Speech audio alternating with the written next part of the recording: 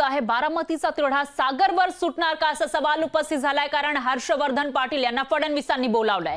उपमुख्यमंत्री अजित पवार सुद्धा यावेळी उपस्थित राहणार आहेत आणि रात्री 10 वाजता म्हणजेच अगदी काही वेळामध्ये हर्षवर्धन पाटील हे सागरवर जाणार असल्याची माहिती समोर येते। रात्री 10 वाजता हर्षवर्धन पाटलांना सागरवर बोलावलेलं आहे, फडणवीसांनी त्यांना बोलावलंय आणि बारामतीचा तिढा सोडवण्यासाठी तर हर्षवर्धन पाटील यांना सागरवर बोलावलेलं नाहीये ना असा सवाल या ठिकाणी उपस्थित होतोय, कारण याच वेळेला उपमुख्यमंत्री अजित पवार सुद्धा त्या ठिकाणी उपस्थित राहणार असल्याची माहिती समोर येते। हर्षवर्धन पाटील हे विरोधी भूमिका घेण्याची शक्यता वर्तवली जात होती। अजित पवार यांच्याविषयी त्यांची काही वक्तव्य आलेली होती, अजित पवारांच्या राष्ट्रवादीविषयी, त्यांच्या कार्यकर्त्यांविषयी, आणि त्याच पार्श्वभूमीवर आता येणाऱ्या लोकसभा निवडणुका डोळ्यासमोर ठेवून बारामतीचा तिढा सोडवण्यासाठी सागरवर हर्षवर्धन पाटील यांना बोलावल्याचं दिसून येत आहे। त्यामुळे आता सागरवर बारामतीचा तिढा सुटणार का आणि अजित पवार हर्षवर्धन पाटील यांच्यामध्ये मनोमिलन होणार का ते बघावं लागेल।